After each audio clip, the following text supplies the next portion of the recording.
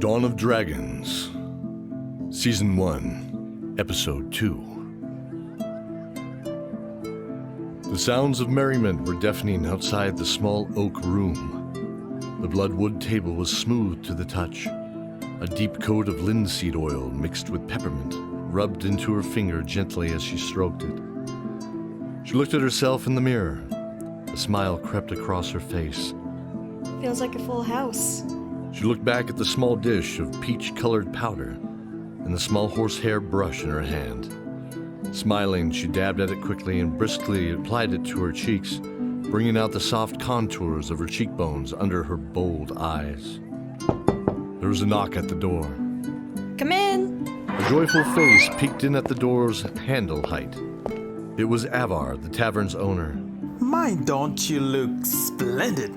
We are almost ready to receive you, my shining star. So everyone will be blinded by your beauty. Only your sweet music will save us from being lost forever. He twirled and clasped his hands together, barely able to contain his excitement. Are you excited? Yes! This, my dear, is a magnificent evening. The ale is bold, the wine is sweet, the cookies and the pastries are all lavish, and not one person is in a foul mood. Ah, yes, I almost forgot. He reached into his pocket. This is for you. You look like a queen, and you need to be paid as a queen. He handed her a small bag of gold tied with a small golden dragon for a brooch. Oh, Avar, thank you. My dear, I should thank you. Since you have come to work for me, my place is so wonderful and cheery.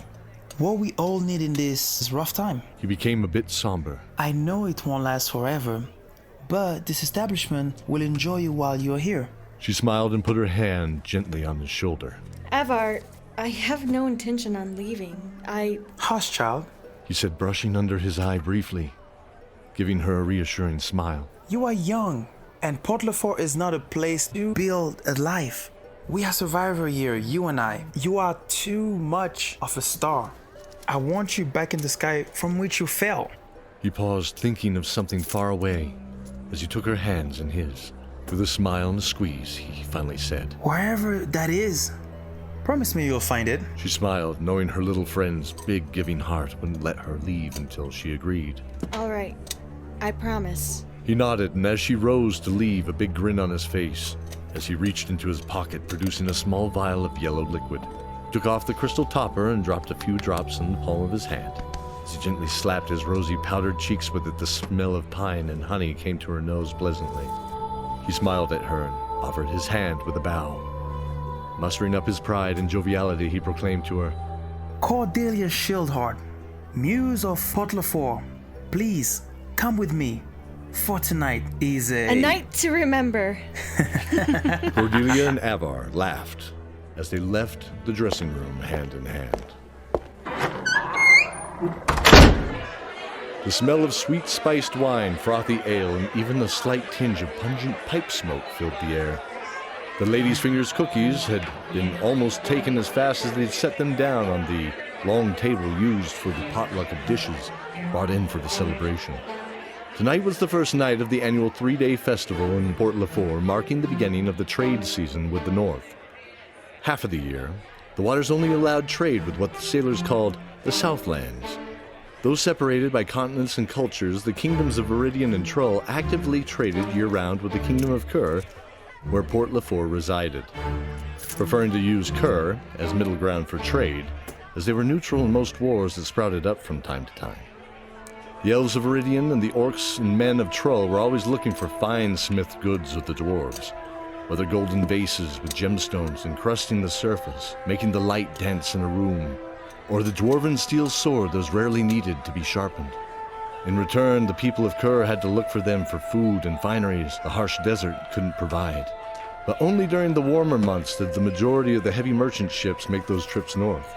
After the ice had broke, the sea had calmed, and so did the creatures beneath its dark waves. This was when the furs, oils, and gems of the north could be traded. The artisans of all countries looked forward to this time, as many of their goods depended on this for their own trade. The tavern was bursting at the seams. Shoulder to shoulder, people stood waiting in anticipation for a seat to open. Short man with bushy eyebrows looked and spied an empty seat at a table with 3 other people. He moved through the crowd towards it. He reached for the chair. Taken, friend. The young raven-haired man spoke to him. The little man sighed and walked away, almost bumping into a tall woman with golden hair in a reddish suit of scale mail, carrying 4 mugs in her hands. Excuse me? The woman shouted at the little man as he darted into the crowd. With a sigh, she continued to her table, remarking to herself that the bar was packed, and there was no way the barmaids could ever get to them right now, and that they were on their own. Sophie sat down the mugs and began passing them out. There we are, ELLOVEVE. Wine for you and I, ale for you and ZORIN, and... Milk? Benedict asked questioningly. Sophie smiled. Yes, only the finest here, of course. He smiled and took it from her with both hands, offering a gentle nod of appreciation. Thank you, Sophie. ELLOVEVE said, elbowing ZORIN in the ribs. Indeed. Thank you. Sophie chuckled with ZORIN. Oi, watch where you're going. Benedict noticed the Minotaur protest as 2 thugs pushed past it to set a dimly lit table back in the dark corner of the bar. They had dark cloaks and hoods covering themselves, looked to be made of rough wool. They roughly shoved a terrified man into a seat and sat to either side of him. His wide eyes seemed to dart back and forth from behind the dirty, unwashed face. His thin, scraggly beard framed the gaunt and wiry features of the man as he trembled. He was dressed in dark black armor that hung loose from his body, barely finding anything to hold on to. Benedict could feel his own hair stand on end. He started to turn a hand back to the table without taking his eyes off them. Hey, ZORIN, do you see... AVAR stepped out onto the oak stage. Towering over the crowd, he wrapped a cane topped with a lion's head on planking, echoing through the room. The crowd grew silent. Ladies and gentlemen of Port Lefort, tonight we celebrate together the new season, and together may the stone judge us to be worthy of a great riches. The crowd erupted in cheers. He looked at the crowd and smiled, stretching out his arms, embracing the cheers and soaking the energy in. Benedict was staring at the dark men. They were motionless, the terrified man looking like he was about to cry. My friend, she is not a stranger, nor is she a stranger to you. Without further ado, please welcome the muse of Port Lefort, Cordelia. The crowd cheered for the local favorite. Benedict noticed the smaller of the 2 cloaked men turn toward the stage sharply. After a moment, his shrouded head turned side to side, scanning the area. 3 other musicians had taken the stage, flanking Cordelia. They each nodded and smiled before the tavern went deathly quiet.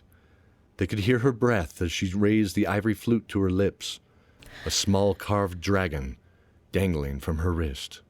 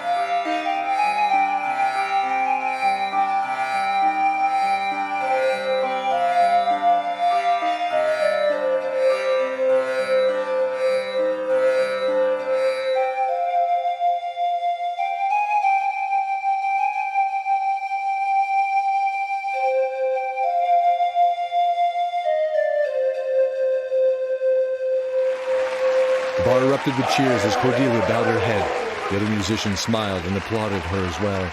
They launched into an upbeat melody and the room began dancing. ZORIN leapt up and slammed his empty mug on the table. With his usual flair, he offered his hand to Sophie.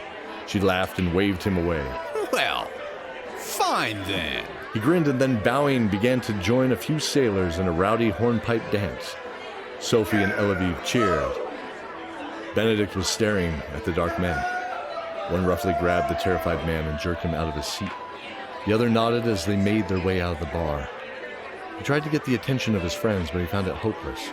Benedict, though someone who followed a moral code of honor, wasn't a stranger to the occasional bar brawl after all, and had a few scars marring the 20-year-old's young face. Action being imperative, he rose up and followed them outside into the street. The market square was 100 feet on all four sides, with a fountain of gray stone in the center of the smooth river rock cobblestones. The fountain was depicting a lion and a bear facing east and west respectively. People were still making their way to the Pig and Turtle. It was the biggest tavern and was known for the best entertainment. Other shops lined the open square, and people strolled through, making their way to the various destinations. The smell of fruit, the sea, and spices filling the air. Just tell us when. Benedict saw at the end of the building he had just walked from, there were the two men, one gripping the collar of the small man and roughly interrogating him. You there! Benedict started to jog to the men, his hand resting on the brass pommel of the broadsword swinging at his hip. They jolted, looking at him obviously startled. The small man broke free of the grip and ran down the dark alley, chased by the larger man. The third man, the smaller of the cloaked figures, stood up straight and shook his head, looking very annoyed. He turned and ran across the market. Benedict recognized the tactic and knew him to be the one with the answers. Sprinting through the street, the man leapt over a small cart and pulled a stack of apple crates down to separate his pursuer. Benedict dodged around them deftly and continued to sprint, the broadsword clanking at his side. He noticed the man was not hindered by a sword. The man dodged into a clothing shop, and as Benedict neared the entrance, he quickly unhooked his sword belt, where it clanged to the steps just outside the door.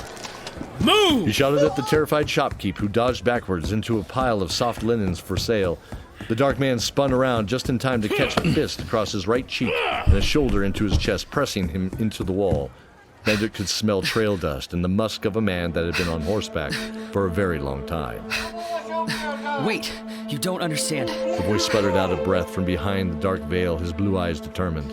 Who are you? Why are you here? Benedict gritted his teeth. What were you doing with that man? The shrouded man grabbed Benedict's arm, his dark sleeve falling back. Benedict's eyes grew wide. Listen, we've traveled a long way to warn this town, and I don't have time to explain. Something horrible is about to happen, and that man has the details as to when. Benedict was staring at the man's arm, trembling. It can't be. What? Benedict nodded, with the tremble still not letting down his guard. Where did you get that scar? That has nothing to... Where?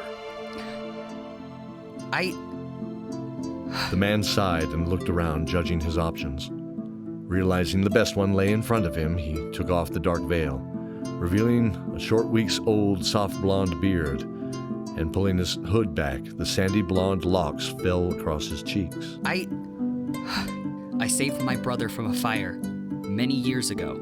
Tears welled in Benedict's eyes. Benedict? The man's eyes welled up, years of solitary pain and hope boiling to the surface along with his tears. The long-lost brothers embraced in that shop. I thought we lost you. I did too. Honestly, and it's a story I promised to tell you soon, but we need to... Screams erupted from the square as flashing fire illuminated the terrified shopkeep's face. We need to go. Bolting out the door, Benedict grabbed his sword from the ground. The red glow of erupting fire casting eerily familiar upon the dark leather scabbard. Looking up from the damp cobblestone, he saw them. He saw the dragons.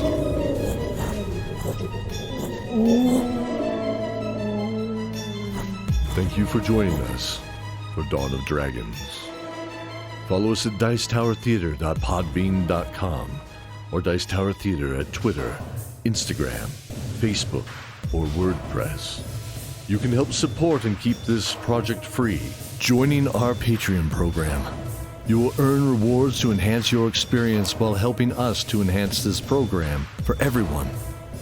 Sign up at patreon.com/Dicetowertheater. Also, you can donate at kofi.com/Dicetowertheater, or by simply sharing us with a friend. Stay with us as we continue the story